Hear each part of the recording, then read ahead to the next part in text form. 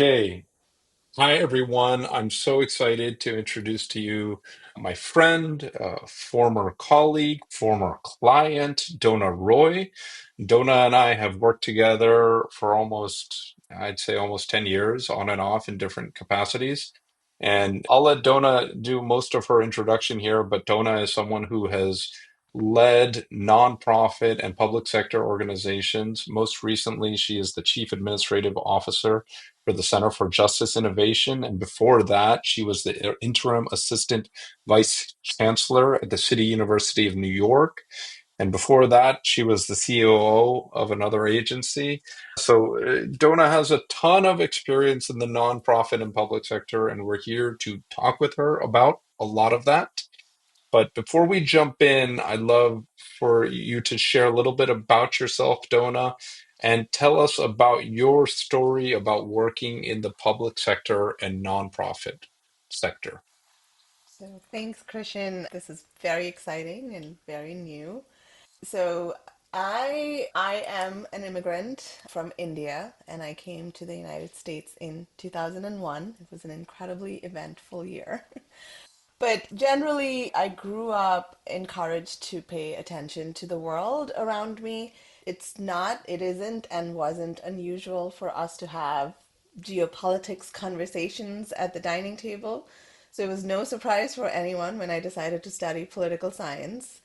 Um, but what was interesting was when it was time to find a job, I was coming of age in 2008 in the peak of the financial crisis. So there were not enough academic jobs, which is what I was initially studying for. And I had to expand my horizons. And I found this incredible new role at New York City Housing Authority that was going to be part of a brand new team that they were setting up. And the goal for this team was to evaluate systems and processes and learn about how things are working and think about how to make things better. So that was luck, definitely. A mom who made sure that I was looking for a job constantly. All of those factors really started me off on the path to public service at NYCHA. And once I started working in government and I found a niche in this nexus right between technology and policy and business processes, it attracted me to some really incredible agencies. The Governor's Office of Storm Recovery, which was a short term agency set up after Hurricane Sandy. And we were responsible for dispersing about 4 billion of the money that New York State received from FEMA. And from there, that led me to CUNY and now at the Center for Justice Innovation. So it's been an interesting journey of process transformation, learning about new technology, and meeting incredible people throughout public service working on interesting projects. Thank you for that, Dona. I was particularly excited about this conversation because I think that I have worked in the private sector, the nonprofit world, as well as in the public sector. And I found you to be a very unique individual who has really helped to push things forward, to get things done. And that, in spite of the complexity of bureaucracy, policy and procedure, and all the organizational complexity that exists. And I think that it would be, what I'm hoping for you to share is some of what you've learned, a lot of the lessons along the way. And my first question for you is based on your experience of working in the public sector, in the private sector, nonprofit sector, what are the key differences and challenges and approaches for actually getting things done? And I think at some level it would be great if you can share a little bit about like the baseline just to level set for anyone who doesn't have the experience. But then brass tacks, like you come into a place, how are you looking at the problem of getting things done? Donna enters into a situation, what's going through her head? So yes, there are differences between public sector and nonprofit, and I do not have as much experience in private sector, but there are nuances there as well. Some of the differences are obvious to most people. When you think of government, you think bureaucracy, you think red tape, you think lots of steps and processes, and to a certain extent, that's true. So the differences in these sectors, what I would say is, how do you make decisions? That's where you really see the difference. So in public sector, we have institutions, we have bureaucracy, so there is more formal layers. There are procurement policies, there are lots of steps, and rightfully so, because when you are in government, you are stewards of taxpayer money. So it is incredibly important that there be layers of accountability of how we are utilizing all of these taxpayer money to make changes to processes that then benefit the public. The nonprofit world, I would say, is a little bit more agile. It's a little bit more flexible. You still need policies, but you don't necessarily have the overarching government, multiple regulations as much. You are very much driven by your funders, whether you're receiving philanthropic funds or city or state grants or federal grants. Each of those will come with their requirements and such. But within the nonprofit world, if you take procurement as an example, you are setting your own procurement policy and you have to be responsible for following that. So you want to be fair and you want to make sure that how you award money to vendors to do various different changes, it's done in a good manner, it's done in a fair manner, but you are able to set that policy so you can control how many steps you want to have over there. Whereas government, it's a little bit more formal, it's coming through various different agencies.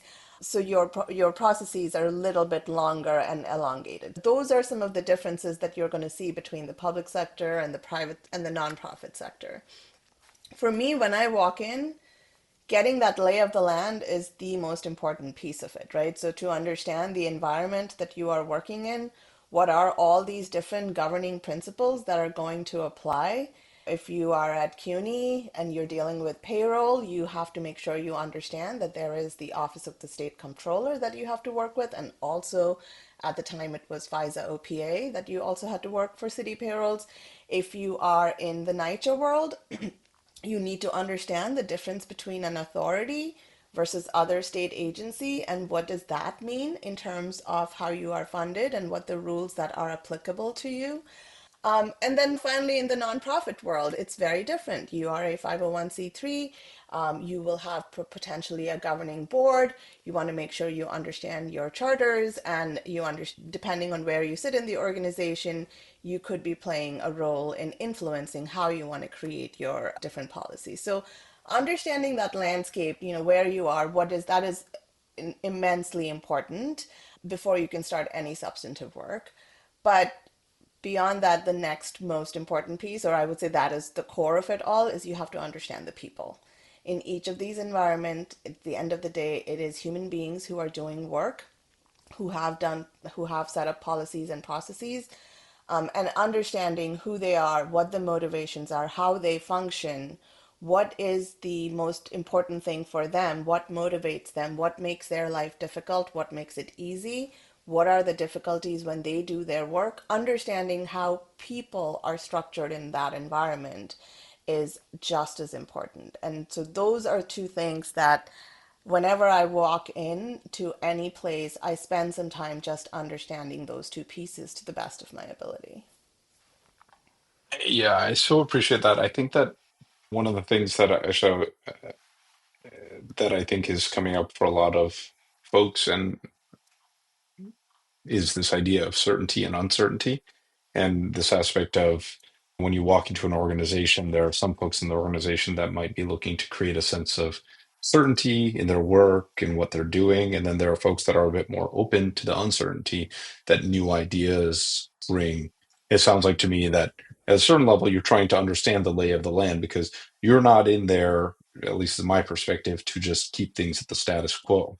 So at a certain level, you are there to try to make changes. And then that means understanding where people sit on the spectrum of their comfort with change. Who's going to be an ally to change? Who might be a little bit slower to come around to change? And how you might navigate all these folks in the same direction. And this brings me to my first question, and one of my first experiences of working with you is that when we were working together, you asked my firm to do a change management workshop, and we need this. Can you do this? And I said, sure, we'll do it. And I'm curious if you could provide why you thought that was even a good idea, what inspired you, right? And what were you trying to solve? And what maybe that starts to get a little bit into your theory of change on how to actually get things done and drive them forward. But as I've told you in other conversations, you're the first client of mine, at least in the public sector, that said, "Hey, will you just run a change management workshop because I think we need it." Please tell what was the inspiration for that? Took me a while to realize that that is what I come and do, is that you are normally bringing me in because you want to shift the status quo. Whether it is you want to implement new technology and it's time to do that, or that new regulations have come down and those need to be adapted to, or something like Hurricane Sandy has happened and we need to stand up a brand new organization that has to figure out how to do entirely new things for the state. So anytime I'm walking into a place, I am showing up in order to make significant change. And that took a while for me to realize that's what I was showing up to do in a space. Initially, when you're starting off a career, you're like, "This is my job. I'm showing up and then creating these spreadsheets and doing these analysis." But it took a while, and it took to be in managerial and leadership positions to realize, oh, I'm walking in, and I am that change agent. And that means something. You will be received a certain way when you come in, and everyone knows you're the person who's going to shake up the status quo. And it means something for you also, that you have to do something differently that that requires thought and planning and knowledge as well. You need to know what is the different thing that you are supposed to do. Otherwise, you may end up doing the exact same thing that is already in place. So, acknowledging that and understanding that was a very important piece of then realizing what are all those different pieces now that I have to pay attention to. And this is where understanding the landscape, understanding the people is important, because in order for change to happen, as you mentioned, you need allies, you may have oppositions. You have to build trust. You have to build a sustainable trust with the people around you that will move along with you and make that change happen. So when I was at NYCHA, one of the most amazing, exciting projects that we decided that I worked on, it was to set up the online recertification project for the housing choice voucher tenants. So Section 8 tenants is what is colloquially called. And we wanted to create like an online portal, and you can go to this portal and you can do your recertification online, and you don't have to receive a 70-page packet every 6 months, and you can get your inspection results and everything. And when the developers were making the website, they were using all the best practices that were out there and making the website look like really great colors, how to scroll, navigate, all of that. What we didn't know very well about were our end users. Initially, we're trying to launch this, and we have no way to figure out how to get feedback, how to understand, is this a good thing? Is this something that is going to be used or not? How do we advertise these to the tenants? And it was so interesting that we found out that NYCHA actually also has this connection with SUNY, and there are these SUNY vans or buses that have been outfitted with computers. And the people who drive the buses, they are also often the teachers. They often show up to different public housing projects. People can work on their resumes, people can do their paperwork that they need to do for their public housing applications and stuff. So we asked them, hey, would you work with us?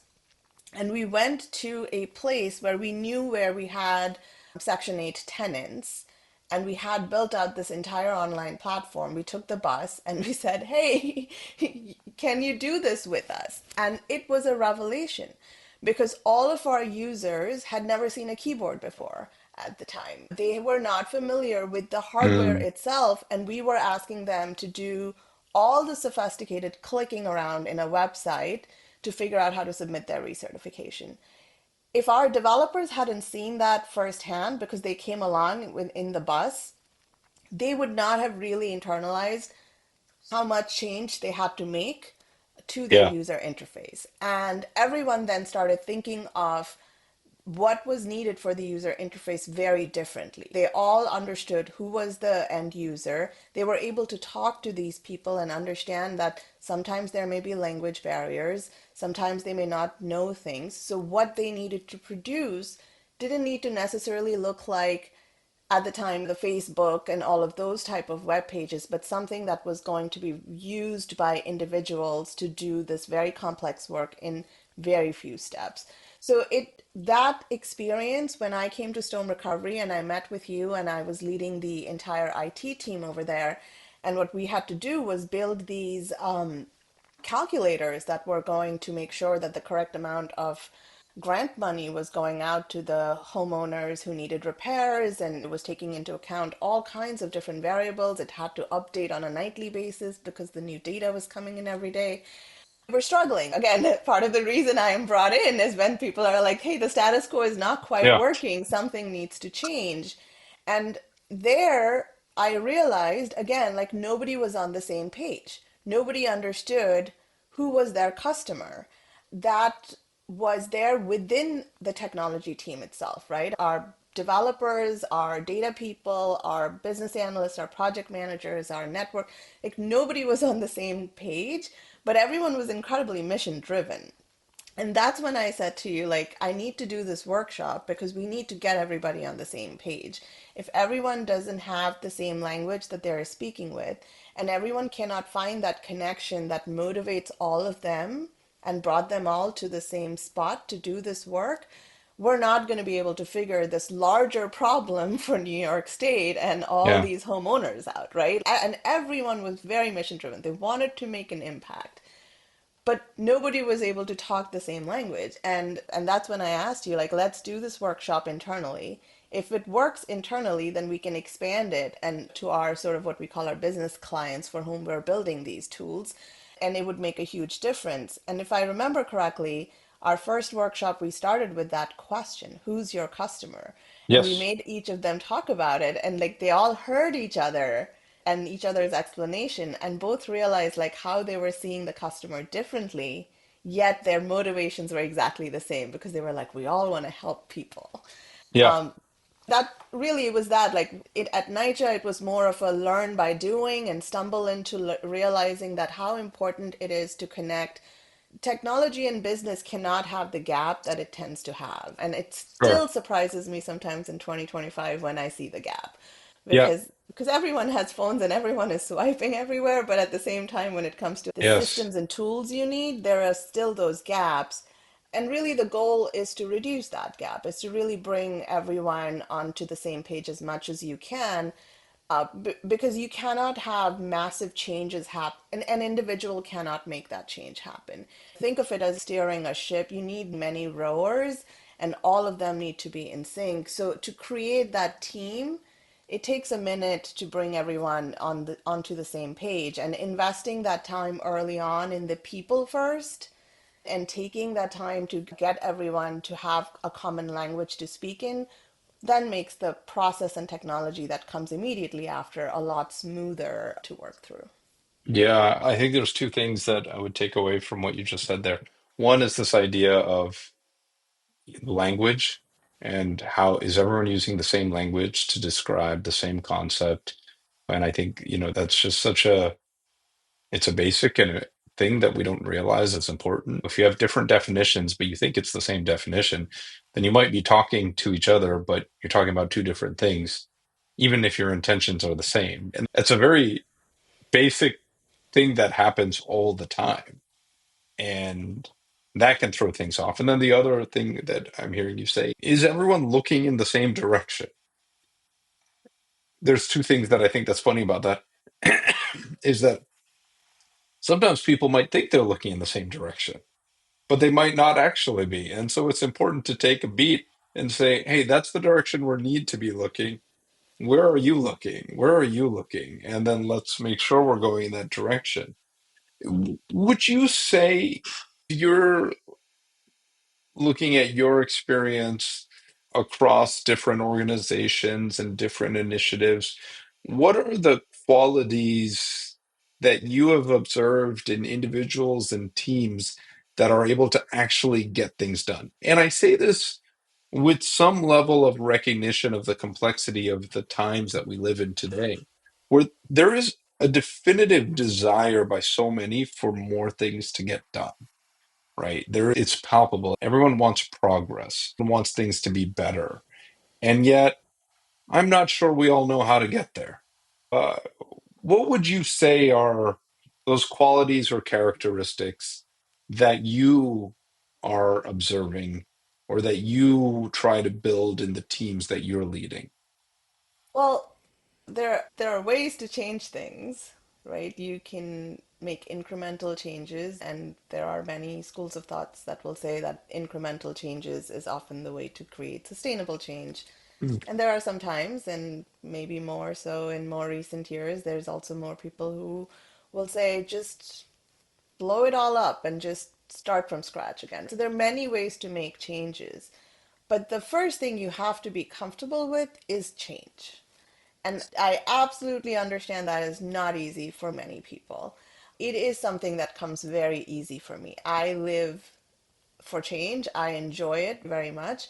And when I have noticed that, and this is purely my individual observation, but when I have noticed that people struggle sometimes in such big projects, it often comes down to discomfort with change in itself, the concept of change in itself. And my philosophy is change is what is the most constant thing in life. So become comfortable with it. Even if you don't want it, it's going to change. So you might as well be in the middle of it, leading it, things like that. So one of the first things I'll say is that I do look, or when I form teams, the teams that tend to match each other in their pace often tend to be when the individuals are all comfortable with that baseline concept of change.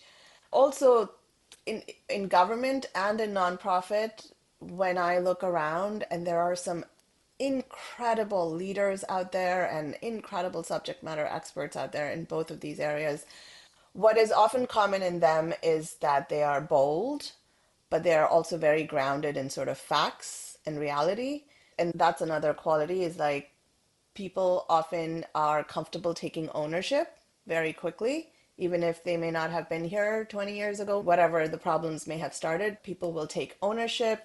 They will ask hard questions. They're not afraid of that, both of their own team. Is this really feasible? And what are all the problems? Like asking those hard questions is super important. And finally, I really enjoy people who do not necessarily always ask permission to lead either. Like that sort of taking the initiative, being able to feel confident in sort of sometimes taking that first step without having to check everything.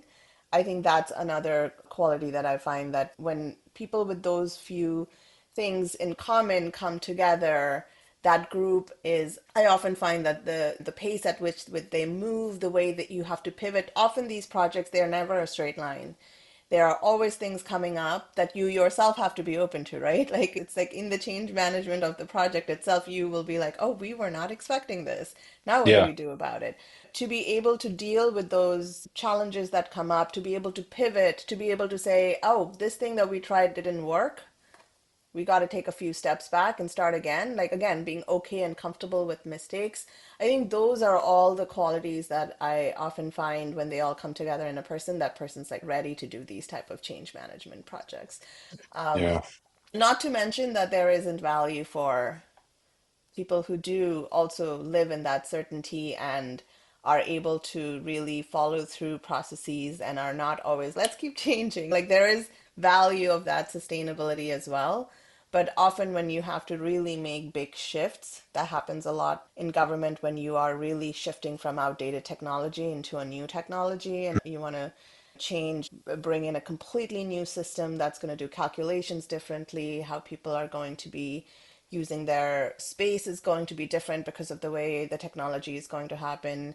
Like NYCHA implemented technology where it's OCR, so basically everything that was coming in was getting read by the computer and then getting pre-populated. What you were checking for now was on a screen, against very different type of information than before when you're just receiving the paper and you're trying to interpret what the handwriting is. So it's like you have to then, for all the people who are getting impacted, they require support, they require training, and your Hmm. change managers, right? Like these are the people who will notice that this is needed and this needs to be put in place really fast, or that we have a team that's not catching up to this new thing.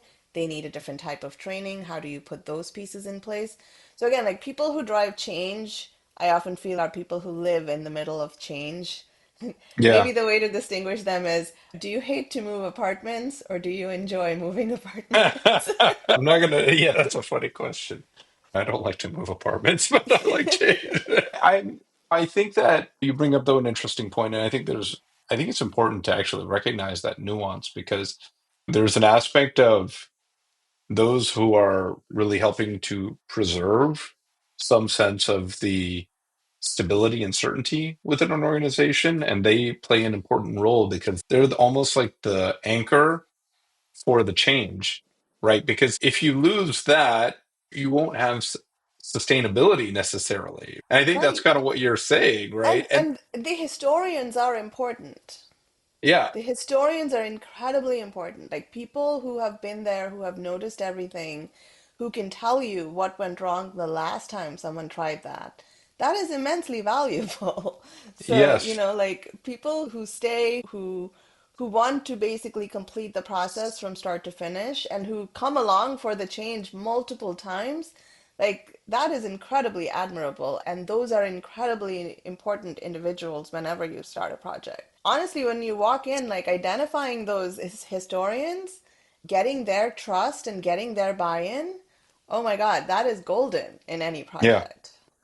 I would not absolutely. have been successful at NYCHA without the support of the housing assistants and the housing inspectors who worked at Yeah. NYCHA for 20 years, 30 years. If they had not helped me understand what their current process was, and I shadowed an inspector and I walked with him and I went inside buildings, I saw how they did it, I saw how they used their handhelds, I sat next to housing assistants, they taught me how they were doing their lease renewals and when the system was failing them and when they were using their own little calculators, right? Like those are incredibly important individuals that you need that information if you're going to be successful in making. Yeah, that's one of my favorite books many years ago that I enjoyed was Muhammad Yunus's Banker to the Poor. And one of the concepts that they speak about in the early chapters of the book is this idea of a worm's eye view and how when they were originally setting up microfinance in I think this was early 90s at this point, Yeah. maybe 80s, 90s, they were like Muhammad Yunus and the grad students, they just spent time in the villages not actually trying to solve any problem. They were just observing to see the interactions and how things worked on the ground. And that gave them the foundation for figuring out a programmatic model that was effective. And I think that in many ways, any change we're saying requires at some level that you understand actually what's going on, because that didn't necessarily just happen by accident, what it is today, right? Someone was trying to do something before, and that is what there is today. Good or bad, that is true. It's impossible to deny. That's history turns into reality. And good to understand that. Otherwise, you will repeat those mistakes in the future, I think is what I'm hearing you say. Yeah. Before I was a student of political science, I was a student of history. Yeah. But what I would say is history is important. Historians are important. It's not just about knowing how not to repeat mistakes or how to avoid the pitfalls, but it's also about that understanding what has worked, right? Like Mm, where are the good bones located? That's also important to figure out because again, like you don't want to throw away anything that's good and has sustained. You want to figure out how you can replicate those pieces, and those are yes. learning experiences as well. Yeah. And I think the biggest mistake you can make is think that just because something happened in the past, that it is somehow less than. It is not. It is still Yeah. a foundational thing that we can be built on. And like just so many amazing things have happened in the past is why we have our present the way it is today as well, It's right? So it's beautiful. like So I think that's an important piece that as a change manager, when you walk into a new place, you should never walk in thinking you know better and that you are bringing something that's also better from the beginning. You should be walking in saying, something's not working right now for how things are. Those need to shift. How you shift that in collaboration with everybody is how you get to the better. But you Sure. don't ever walk in knowing exactly what is better and somehow you're going to be the solution for everything. So I Yeah, think yeah, it's a collaborative exercise. It's a symbiosis between what exists and who's coming in new together. And it's not easy. That is frankly the most challenging part of this job, right? It's getting the people who want to make the change to understand that you should not be throwing the baby out with the bathwater. There is knowledge and information that you need to glean and gain in how you're thinking of the solutions.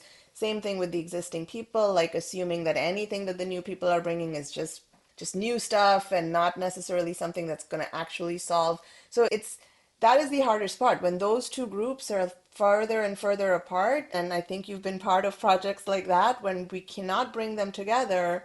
Those projects go on forever with many change orders, and finally it ends, and then a new consultant comes in to fix it all yeah, again, right? yeah, So I think it is key to think, it's putting people first and paying attention to that. You are a person who's coming in, be a person. You're now having new colleagues. Treat them as people, listen to them. And when you create that space, hopefully they create the space to listen to you.